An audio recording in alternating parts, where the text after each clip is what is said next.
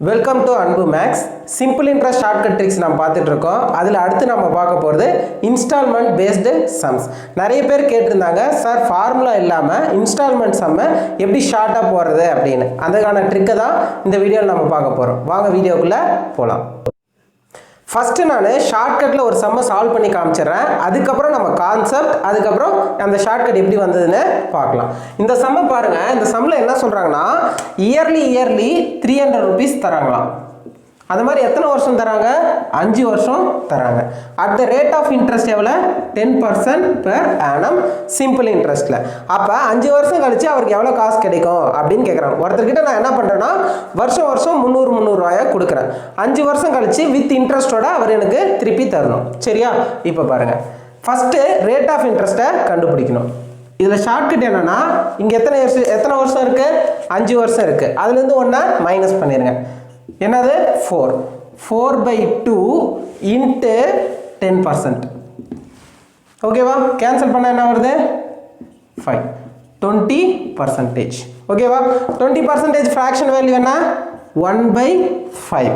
இங்கே நமக்கு என்ன கேட்குறாங்க? அமௌண்ட் கேட்குறாங்க. அப்போ இது பிரின்சிபல், இது இன்ட்ரெஸ்ட். அமௌண்ட்னா இது ரெண்டு என்ன ஆட் பண்ணும். 6/5. இது பிரின்சிபல், இது அமௌண்ட்டு. இங்கே பிரின்சிபல் எவ்வளோன்னு பார்த்தீங்கன்னா 300 ரூபா தரோமா? எத்தனை வருஷம் தரோம்? 5 வருஷம் தரோம். அப்போ 300 × 5. அமௌண்ட் எவ்வளோ? 6. எவ்வளோன்னு கண்டுபிடிக்கணும். ஓகேவா? இது கேன்சல் ஆயிரும். அப்போ 5 வருஷம் கழிச்சு அவருக்கு எவ்வளோ கொடுப்பாங்க? 1800 ருபீஸ் தருவாங்க. ஷார்ட்கட் புரிஞ்சுதா? இன்ஸ்டால்மெண்ட். இன்ஸ்டால்மெண்ட்னா என்னன்னா தவணை. இதில் 2 டைப் இருக்குது. ஃபஸ்ட்டு டைப் எப்படின்னா, ஃபார் எக்ஸாம்பிள் ஒரு இடத்துல பிளாட்டு போட்டு வீடு கட்ட போகிறாங்க. சரிங்களா? வீடு கட்டுறதுக்கு 2 வருஷம் ஆகும். நாம் என்ன பண்ணுறோம், 2 வருஷம் கழித்து கொடுக்க போகிற அமௌண்ட், விற்க போகிற அமௌண்ட்டுக்கு பதிலாக இப்போ இருந்தே கொஞ்சம் கொஞ்சமாக கொடுக்குறோம். தவணை முறையில் கொடுக்குறோம். வருஷத்துக்கு இவ்வளோ காசுன்னு கொடுக்குறோம். அப்போ நம்ம காசு அவங்கக்கிட்ட கொடுத்து வச்சுருக்கோம். அப்போ நம்ம காசு ப்ளஸ் இன்ட்ரெஸ்ட் ரெண்டும் சேர்த்து நமக்கு ஃபைனலாக அந்த வீடை கொடுப்பாங்க. இது ஒரு டைப். செகண்ட் டைப் எப்படின்னா, இஎம்ஐயில் வாங்குறோம்ல, ஒரு டிவி வாங்குகிறோம். டிவி வாங்கினா ஒரு பொருளை நம்ம வாங்கிடுவோம், உடனே காசு கொடுக்க மாட்டோம். கொஞ்சம் கொஞ்சமாக மாதம் கொடுப்போம். அப்படி கொடுக்கும்போது என்ன ஆகும்? அந்த பொருளோட மதிப்புக்கு பதில் நம்ம எக்ஸ்ட்ரா கொடுப்போம், இன்ட்ரெஸ்ட்டு சேர்த்து கொடுப்போம். இது ரெண்டாவது டைப். இன்னைக்கான வீடியோவில் ஃபஸ்ட்டு டைப்பை மட்டும் பார்க்க போகிறோம். அதில் என்ன எக்ஸாம்பிள்னா, ஒரு 1 இயருக்கு 4 lakh அப்படின்ட்டு கொடுக்குறோம். At the rate of 10% per ஆனமில். ஓகேவா? அப்போ 5 இயர் கழிச்சு நமக்கு எவ்வளோ காசு வந்திருக்கும்னு கேட்குறாங்க. பார்க்கலாமா? சரி, இது எப்படி சால்வ் பண்ணுறதுன்னு பார்க்கலாம். அப்போ கடைசியாக 5 வருஷம் கழிச்சு நமக்கு எவ்வளோ காசு நம்ம கொடுத்துருப்போம் வித் இன்ட்ரெஸ்ட்டோட. சரி பாருங்கள், ஃபஸ்ட்டு இயர் எவ்வளோ காசு கொடுக்குறோம்? 4 lakh. ஓகேவா? சரி, ரேட் ஆஃப் இன்ட்ரெஸ்ட் என்ன? 10%. அப்போ ஒரு வருஷம் முடிஞ்ச உடனே எனக்கு இன்ட்ரெஸ்ட் மட்டும் எவ்வளோ கிடைக்கும்? 4 லட்சம். இதில் 10% இன்ட்ரெஸ்ட். அப்போ இன்ட்ரெஸ்ட் மட்டும் எவ்வளோ கிடைக்கும்? 40,000 கிடைக்கும். கரெக்டாக? சரி, செகண்ட் இயர் திரும்ப நான் என்ன பண்ண போகிறேன்? 4 லட்சம் கொடுக்க போகிறேன். ஓகேவா? சரி, இந்த இடத்துல தான் நீங்கள் நோட் பண்ணணும். ஏற்கனவே ஒரு 4 லட்சம் கொடுத்துருக்கோமா? அப்போ அது 2வது வருஷமும் இருக்கும். அப்போ ஏற்கனவே ஒரு 4 லட்சம், இப்போ ஒரு 4 லட்சம் ஆக மொத்தம் எவ்வளோ ஆச்சு? 8 லட்சம் ஆச்சு. 2வது வருஷத்துக்கு 10%. 8 லட்சத்துக்கு எவ்வளோ? 80,000 ரூபா. கரெக்டாக? சரி, அடுத்து 3வது வருஷம் திரும்ப நான் என்ன பண்ண போகிறேன்? 4 லட்சம் கொடுக்க போகிறேன். அப்போ ஃபஸ்ட்டு கொடுத்த 4 லட்சம், 2வது கொடுத்த 4 லட்சம், இப்போ கொடுத்த 4 லட்சம், மொத்தம் 3 டைம் 4 லட்சம். எவ்வளோ ஆச்சு? 12 லட்ச ரூபா இது வரைக்கும் நான் கொடுத்துருக்கேன். 10% தான் எவ்வளோ வருது? 1,20,000 இன்ட்ரெஸ்ட் மட்டும். ஓகேவா? சரி, 4வது வருஷம் என்ன பண்ண போகிறேன்? திருப்பும் 4 லட்சம் கொடுக்க போகிறேன். அப்போ 4 லட்சம் 4 லட்சம் 4 லட்சம் 4 லட்சம் ஆக மொத்தம் எவ்வளோ ஆச்சு? 16 லட்சம். ஓகேவா? 10%. அப்போ எவ்வளோ வருது? 1,60,000 ரூபா வருது. சரி, 5வது வருஷம் என்ன பண்ணுவேன்? 4 லட்சம் கொண்டு போய் நான் கொடுப்பேன். இதுக்கு இன்ட்ரெஸ்ட் வராது. ஓகேவா? இந்த 4 லட்சம் நான் கொடுத்தா மொத்தம் எவ்வளோ ஆச்சு? 20 லட்சம் ஆச்சு. 5 வருஷம் எனக்கு முடிஞ்சிருச்சு. இப்போ இன்ட்ரெஸ்ட் எப்படி நான் கால்குலேட் பண்ணுறதுன்னு சொல்கிறேன் பாருங்க. இப்போ 5 வருஷம் கட்ட போகிறீங்களா? 5 வருஷம் கட்ட போகிறீங்களா 5 ஃபிங்கர் நோட் பண்ணிக்கோங்க 4 லட்சம் 4 லட்சம் 4 லட்சம் 4 லட்சம் 4 லட்சம் மொத்தம் 20 லட்ச ரூபா ஃபஸ்ட்டு எடுத்தோடனே நம்ம போய் 4 லட்சம் கொடுப்போமா உடனே இன்ட்ரெஸ்ட் வராது ஒரு வருஷம் முடிஞ்சதுக்கப்புறம் தான் இன்ட்ரெஸ்ட் கொடுப்பாங்க அப்போ இது இன்ட்ரெஸ்ட் இந்த 4 லட்சத்துக்கு ஒரு time interest 2 time 3 time 4 time அப்போ 5 வருஷத்துக்கு 4 டைம் தான் இன்ட்ரெஸ்ட் வரும் புரிஞ்சுதா அப்போ இங்கே பாருங்கள் 1 2 3 4 டைம் இன்ட்ரெஸ்ட் போட்டோமா சரி அப்போ இன்ட்ரெஸ்ட் மட்டும் எவ்வளோ வருது 0 0 0 0 2 4 அப்போ 4 லட்ச ரூபாய் இன்ட்ரெஸ்ட் மட்டும் வருது அப்போ 5 வருஷம் கழிச்சு ஆஃப்டர் 5 இயர்ஸ் அவரோட காசு எவ்வளோ இருக்கு 24 lakh இருக்கு புரிஞ்சா ஆக்சுவலாக அவர் கட்டினது 20 லட்சம் தான் ஆனால் அப்போ எவ்வளோ மாறி இருக்கு 24 lakh மாறி இருக்கு அப்போ அந்த 24 லட்சத்துக்கான வீடை அவர் வாங்கிக்கிட்டாரு புரிஞ்சுதா சரி இதை இப்படி கண்டுபிடிக்க தேவையில்ல ஒவ்வொரு சமுக்கும் இப்படி போட தேவையில்ல கவனிங்க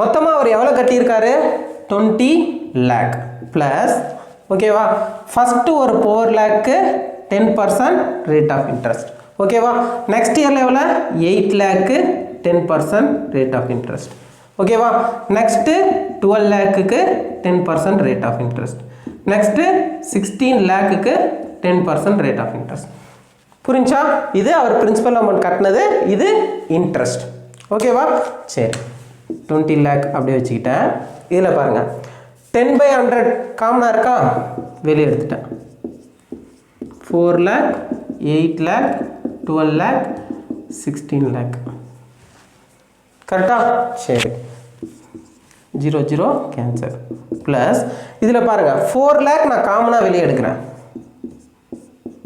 அப்போ என்ன வரும் 1 + 2 + 3 + 4 கரெக்டா புரிஞ்சா சரி எல்லா சம்லையும் இதே மாதிரி தான் வரும் இப்போ 5 வருஷம்னா 4 வரும் இப்போ இதெல்லாம் பாருங்கள் நேச்சுரல் நம்பர் மாதிரி தெரியுதா சம் ஆஃப் நேச்சுரல் நம்பர்ஸ்க்கு என்ன ஃபார்முலா n × n + 1/2 கரெக்டாக இதெல்லாம் நம்ம எதுவுமே யூஸ் பண்ண போகிறதில்ல இது புரியணுன்றதுக்காக சொல்கிறேன் அப்போ என்ன வரும் 20 lakh + 4 lakh/10 நீங்கள் அப்படியே ஆட் பண்ணிங்கனாலையும் 10 வரும் இந்த ஃபார்முலாவில் சப்ஸ்டியூட் பண்ணிங்கனாலையும் அதே தான் வரும் 4 × 5/2 அப்போ 10 ஓகேவா 10 10 கேன்சல் ஆகிடும் அப்போ எவ்வளோ வருது 24 lakh புரிஞ்சா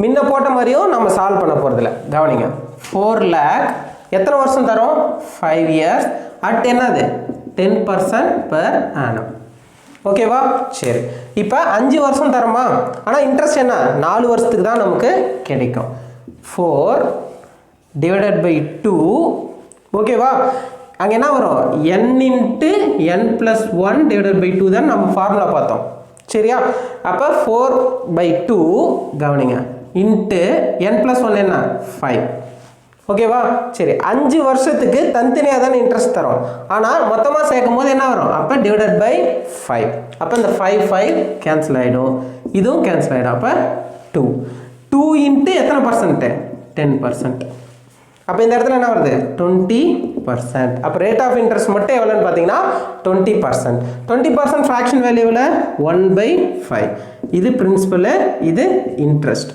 ஓகேவா நமக்கு என்ன கேட்குறாங்க அமௌண்ட் தான் கேட்குறாங்க அப்போ இதையும் ஆட் பண்ணணும் அப்போ 6/5 இது பிரின்சிபல் இது அமௌண்ட்டு அப்போ 5 தான் என்னன்னா பிரின்சிபல் எத்தனை வருஷத்துக்கு கட்டுறாங்க 5 வருஷம் வருஷத்துக்கு எவ்வளோ கட்டுறாங்க 4 லட்சம் நமக்கு என்ன கேட்குறாங்க 6 எவ்வளோன்னு கேட்குறாங்க இது கேன்சல் ஆகிடும் 6 4s are 24 அப்போ 24 lakh புரிஞ்சா எப்படி சால்வ் பண்ணணுன்னு வருஷம் ஒரு குறிப்பிட்ட அமௌண்ட்டு கட்டுறாரு எவ்வளோ கட்டுறாருன்னு தெரியாது அதுதான் நம்ம கண்டுபிடிக்கணும் 4 வருஷம் கழிச்சு அவருக்கு 2300 ரூபா கிடைக்குது at the rate of 10% per annum ஓகேவா சரி பாருங்க மொத்தம் 4 வருஷம் 10% per annum அமௌண்ட் எவ்வளோ கிடைக்குது 2300 ஓகேவா புரிஞ்சா சரி இப்போ 4 இயர்ஸா 4 இயர்னா 1 மைனஸ் பண்ணிடணும் 3/2 இந்த 2 வந்து காமன் இன்ட்டு 10% இதுதான் ரேட் ஆஃப் இன்ட்ரெஸ்ட் இது மட்டும் கண்டுபிடிச்சிங்கன்னா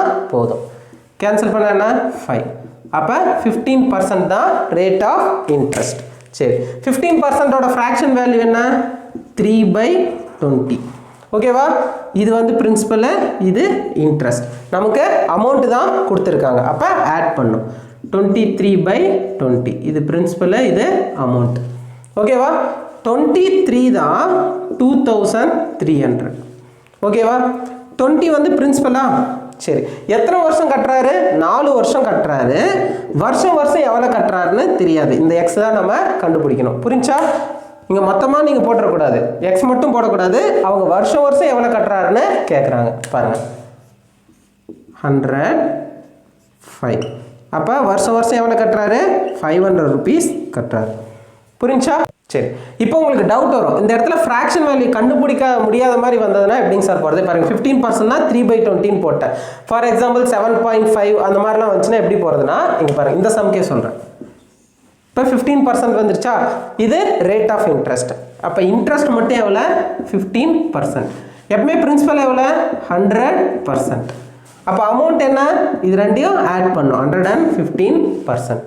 அப்போ 115% தான் அமௌண்ட் எவ்வளோ?